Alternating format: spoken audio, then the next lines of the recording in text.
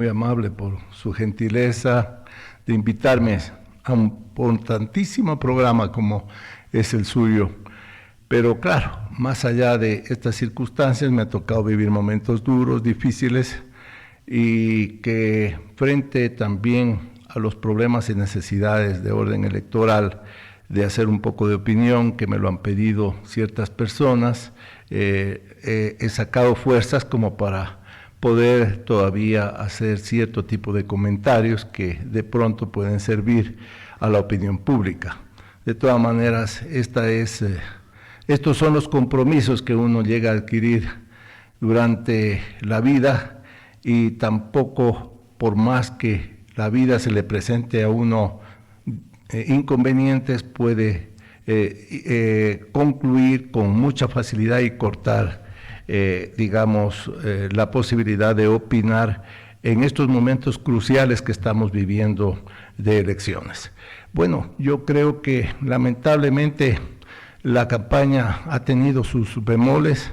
El tema debate marcó o dio ciertas pautas, sobre todo para darnos cuenta del vacío que cuentan ciertos candidatos, o por lo menos la candidata, en este caso representante del Correato, que si bien tuvo actitud, no tuvo contenido.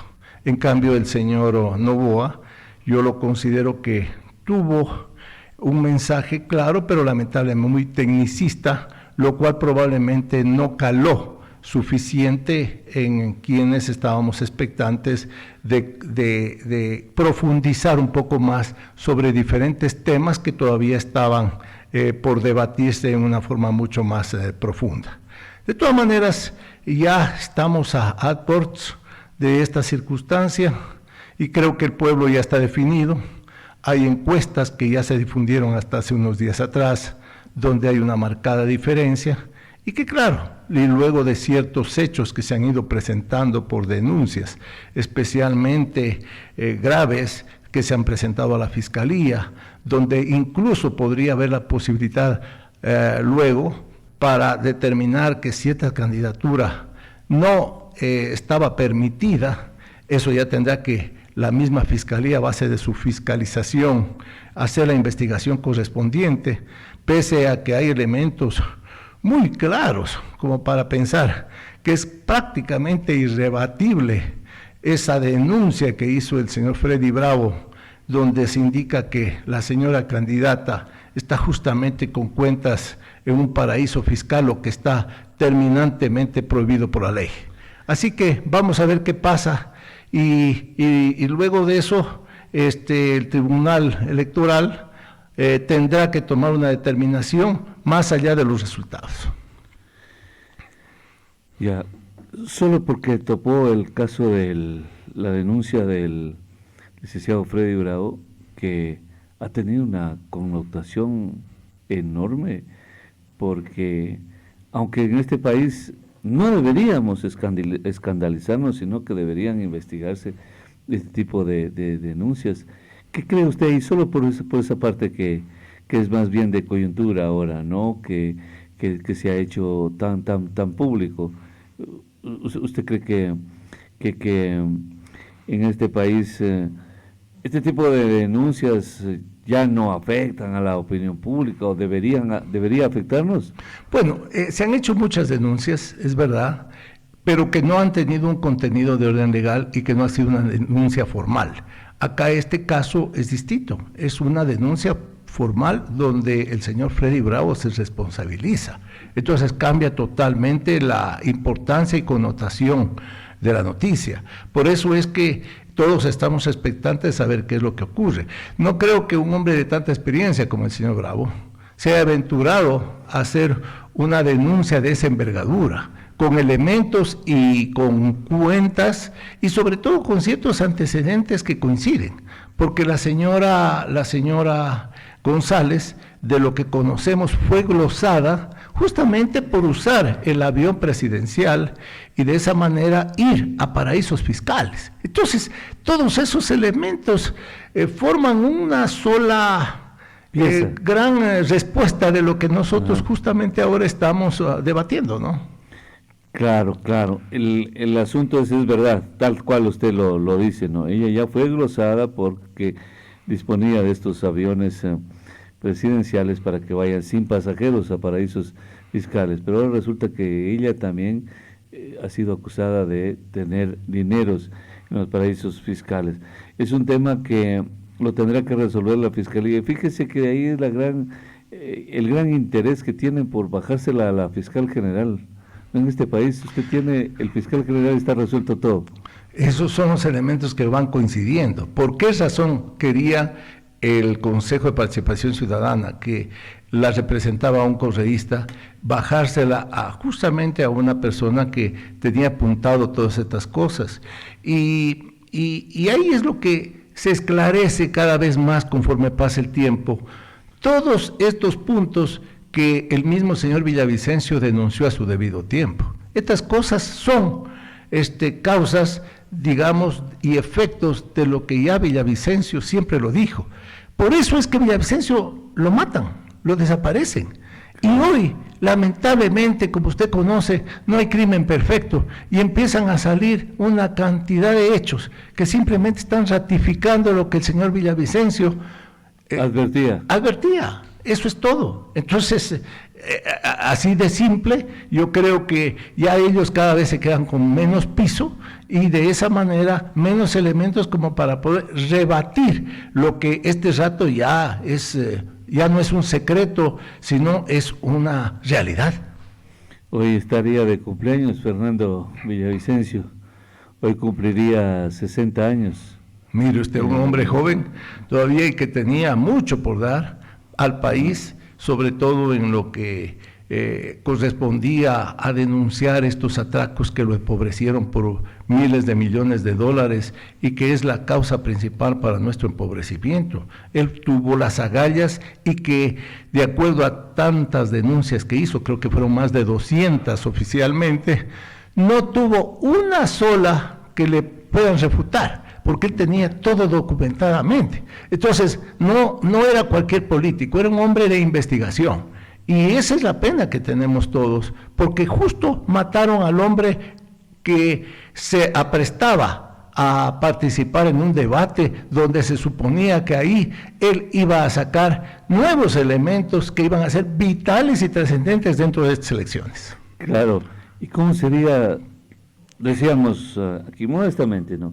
¿Cómo sería la trascendencia de este hombre que vivo valía una fortuna, muerto también?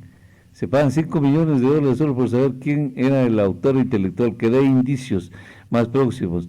Ahora el FBI no se anda por las ramas, el FBI no se llena de conjeturas, son investigaciones técnicas del más alto nivel, economista. Sin duda, Estados Unidos, frente a esta situación, ofreció 5 millones y creo que ya empiezan a darse ciertos resultados. Vea usted el testigo protegido que tenía la Fiscalía, ya señala culpables, donde se dice que esto costó $200,000. Y ya eso es una declaración oficial, o sea que no estamos nosotros hablando en el aire como para decir que no existió o que simplemente son elucubraciones. Y lo más grave todavía es que uno de los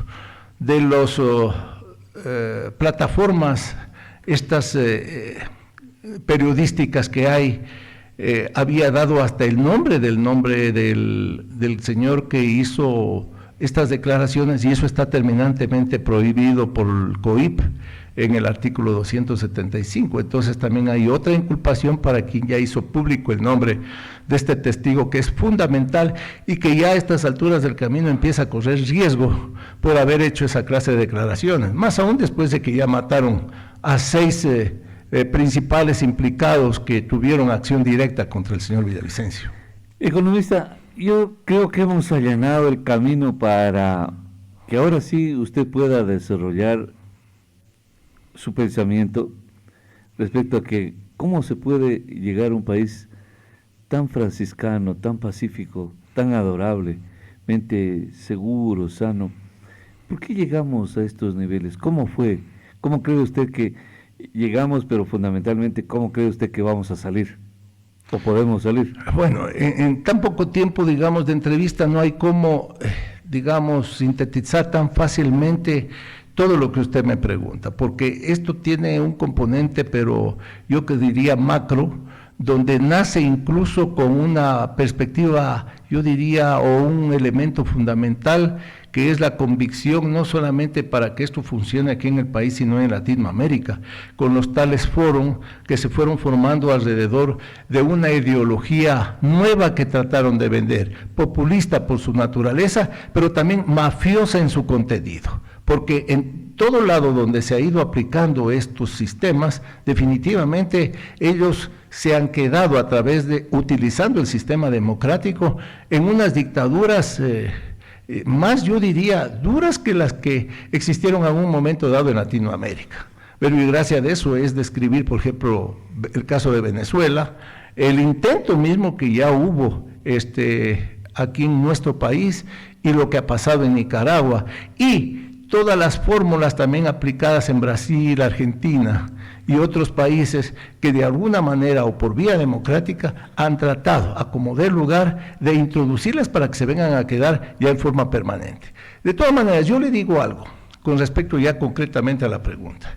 Nuestro país, donde yo sí fui parte, por ejemplo, de la vida política, pude saborear muy de cerca que la convicción que nos vendieron para llegar a ser presidentes o a ser gobierno en ese entonces, eran diferentes a las que realmente ellos tenían en mente aplicarlas ya cuando eran gobierno. Y por eso es que se distorsionó al poquísimo tiempo, ¿no?, todas esas magistrales ideas que se vendieron, ¿no?, y cayeron en elementos de actos de corrupción evidentes al poquísimo tiempo, con sistemas, por ejemplo, como cuáles. Por decir, cuando se declaró a Loja de emergencia vial y yo presenté el proyecto de resolución que fue aprobado en la Asamblea Nacional, ¿no?, ¿qué es lo que ocurrió? Ese fue dedicado exclusivamente para nuestra provincia, lo cual sí nos sirvió, pero ahí el elemento nefasto o funesto para entrar a la corrupción fue que el señor presidente no solamente lo aprobó, sino que lo acogió a nivel nacional, y con ese mecanismo de emergencia vial empezaron las contrataciones públicas sin concursos, lo que dio párvulo a todos los concursos para que, más bien dicho, para que todas las obras contratadas sean con sobreprecio. Mire usted, un elemento tan pequeño, pero tan trascendente para que la Revolución Ciudadana haya aplicado durante todo su gobierno ese sistema que ha servido como la fuente principal de corrupción. Entonces, si vamos sumando todos esos elementos, esas buenas intenciones se fueron transformando en habilidades.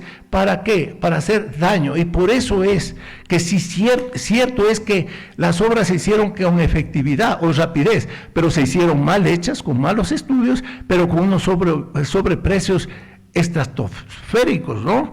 Entonces, el Ecuador, en esas circunstancias, aprovechando que tenía una fuente o una base importante económica, dio lugar para que en eso sí avanzara, y por eso es que la imagen general de la ciudadanía con respecto a la etapa correísta es aceptable, porque claro que se hizo obra, y eso generaba un empleo indirecto, y por eso hay mucha gente que tiene ese concepto de decir, pero si por favor en el tiempo de Correa se hizo obra, sí, pero bajo qué circunstancias, pero todo se termina, el dinero se termina, después ya los que vinieron ya no podían seguir ese mismo ritmo, y segundo lugar, obvio, ya no tenían la fuerza y consistencia de tener estos elementos protectores como para también arriesgar a hacer lo que ellos sí hicieron en su época. Por eso es que tantos elementos correístas hoy por hoy están fuera del país, huidos, y otros están encarcelados. Cosa que, por ejemplo, en los gobiernos, por decir un caso, del señor Lucio Gutiérrez, que también se lo apuntó como correísta, no hay un solo detenido dentro del gobierno del señor Lucio y que esté en la cárcel, por ejemplo. Yo le estoy poniendo un caso reciente, y así podemos enumerar los casos anteriores. No hay personas políticas que pasaron por esos gobiernos y que están pagando las consecuencias de actos de corrupción de esa envergadura. No digo que no hayan habido, pero no de esa envergadura. En cambio, ahora prácticamente hay un porcentaje que supera el 60% de los que colaboraron con el señor Correa para que estén fuera del país, huidos, con órdenes de prisión, y otros que han sido sentenciados y que fueron a parar en la cárcel. Entonces hay una diferencia magistral, y ser ciegos frente a eso realmente es una necedad. ¿Cómo salir? Era la siguiente pregunta, porque en realidad ese es el diagnóstico de lo que hemos vivimos y lo arma muy bien usted, pero el asunto es que tiene que haber una salida. Obvio, todo hay una salida, pero yo creo que una base principal para ser permisiva y que pasen todos estos elementos que han confundido al país es la Constitución, sin duda. Mire, el hecho de que hayan estos jueces multicompetentes, jueces que se prestan en cualquier parte del país, de cantones, ¿no?, a resolver asuntos que los ha manejado el máximo nivel de la justicia, realmente distorsiona totalmente los hechos. Procesos que han durado años. Y perjudica. Pero por supuesto. Y mire la cantidad de personas que ingresan por asuntos de violencia, más bien dicho, de criminalidad, a las cárceles del país, y que por jueces corruptos salen en pocos días a seguir a hacer de sus fechorías. Uno de los gatilleros de Fernando había salido hace pocos días de la cárcel. Imagínense, entonces, todos estos son como consecuencia de una ley muy mal hecha, ¿no?, donde tiene, por ejemplo, elementos incrustados que han hecho tanto daño, como es el Consejo de Participación Ciudadana, que, como ustedes ven, el desenvolvimiento ha sido nefasto para los intereses nacionales, donde han habido y donde han puesto contralores de 100 sobre 100, y que son los más corruptos, porque no solamente hay que medir por las cuestiones de notas o algo, sino por su calidad moral y sus antecedentes, cosa que el señor Poli demostró ganar el trofeo mundial realmente de ser el hombre más inteligente, pero al mismo tiempo el hombre más corrupto que ha tenido el país, por haber permitido que realmente se bajen todas las glosas habidas y por haber de estas instituciones o de estas empresas que hicieron barbaridades en nuestro país. Pero y gracias a eso es que otro país nos está ayudando a sentenciarlo. A hacer justicia. A hacer justicia. Entonces, como usted puede ver, partimos de algo podrido y algo dañado que se llama Constitución. Yo personalmente sí echo la culpa a eso, porque es una Constitución con muchos derechos. Era una carta abierta para hacer barbaridades. Para hacer barbaridades. Claro. Y esa es la base para mí principal.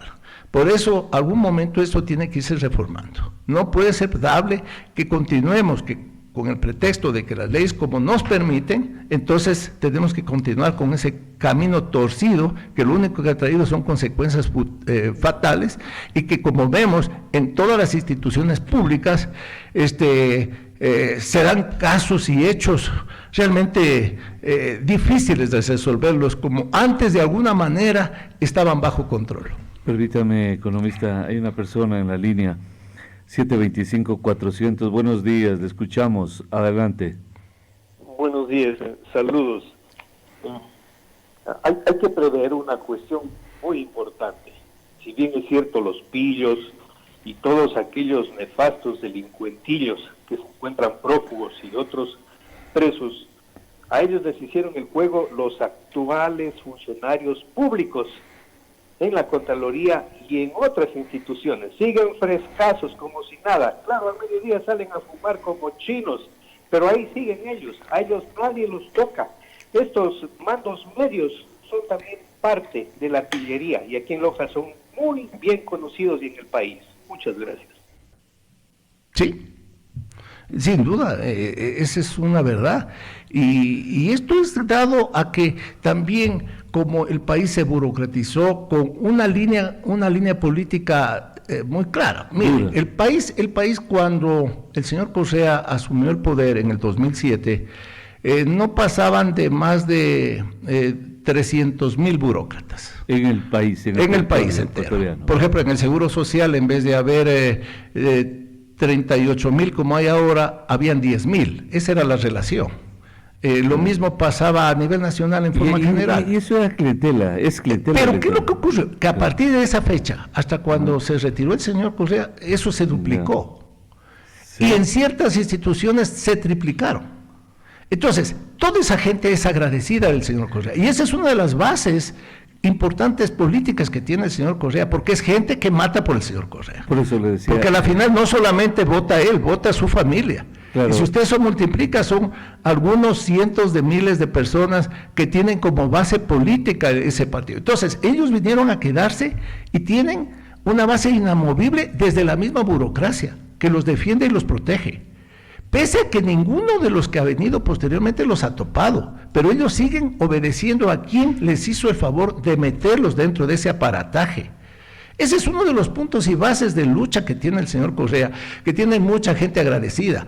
Además de burócratas, también tiene contratistas que se beneficiaron de muchas obras malsanas que se hicieron aquí en el país. Entonces, ¿por qué el señor Correa es popular? Justamente por estas cosas. Por eso él tiene un techo, de ahí no puede pasar, porque el resto de gente sí nos damos cuenta de que este señor usó ese aparataje y los dineros de reservas, que eran muchos, y los endeudamientos, que fue bastante, porque el señor Correa, cuando llegó a ser gobierno, no tenía más de 12,000 millones de dólares de endeudamiento, y con lo que había subido el precio del petróleo y todavía las condiciones que tenía el gobierno, podía haber hasta cancelado y dejar en cero esa deuda externa, que fue siempre el suplicio del Ecuador.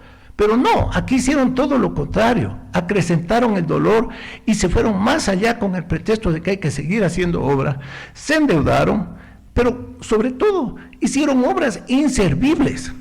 ¿Cómo va a ser posible, mi estimado Freddy, que por ejemplo, a estas alturas del camino, después de una obra como la Coca-Cola Sinclair, que costó 3,000 millones de dólares, que se suponía que iba a solventar el problema de aquí para unos 30 años de luz eléctrica? Este momento ya estamos nuevamente hablando de estiaje, porque es una obra, mire usted, que en primer lugar tiene problemas técnicos gravísimos, tiene fisuras por todo lado y apenas está con un 40% de funcionamiento en este momento, cuando está sin estiaje. Entonces, tendrá que hasta paralizarse en poco tiempo más, porque las características y calidad de esa obra no valen. Entonces, se invirtió plata, pero se invirtió mal, porque no hubieron estudios adecuados. Pese a que estaban advertidos, no se haga esa obra. Hubieron advertencias, pero se hizo. ¿Por qué? Porque tenía que mostrarse la grandeza del poder del gobierno de la revolución. Y ese fue el daño, y se empezaron a hacer vías que este rato están destruidas, por favor. Si recorremos, yo que voy y vengo y salgo de mi provincia, me doy cuenta que se van cayendo esas vías, que no tienen la cimentación adecuada. Si nosotros nos vamos a recorrer la vía occidental de aquí de nuestra ciudad, Dios mío, es un desastre, es una vergüenza, y vaya a ver cuánto costó esa obra, por favor. Que al principio se la veía reluciente, pero este rato eso parece que ha pasado un bombardeo por ahí. Entonces, si vamos viendo las cosas ya más detenidamente, nos vamos encontrando con situaciones alarmantes como resultado de eso. Y claro, y resulta hasta chistoso cuando decimos, claro, es que toda la culpa le echamos a Correa. Pero es que es lógico, porque todas estas cosas nacen de una administración que todo lo hizo mal. Y claro, no se lo puede ver en forma inmediata, pero conforme va pasando el tiempo se va acrecentando.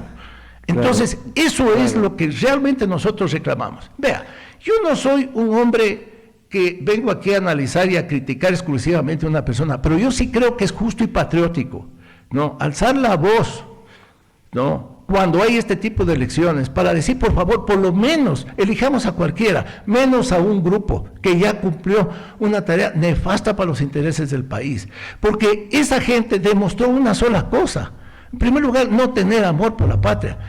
Gente que a través de los juicios y todo ha demostrado ser corrupta, y tapar el sol con un dedo es injusto, porque yo creo que somos gente inteligente y que amamos al país, y no podemos caer en ese atolladero de creer que son ellos los únicos salvadores, sabiendo bien que ellos fueron los únicos culpables de todo lo que nos está pasando.